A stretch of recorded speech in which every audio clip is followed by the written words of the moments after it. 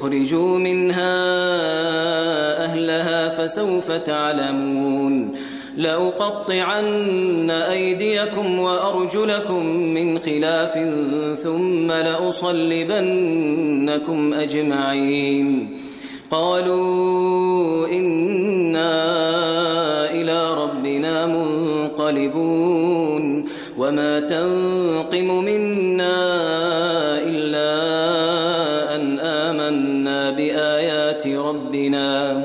إلا أن آمنا بآيات ربنا لما جاءتنا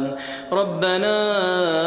أفرغ علينا صبرا وتوفنا مسلمين وقال الملأ من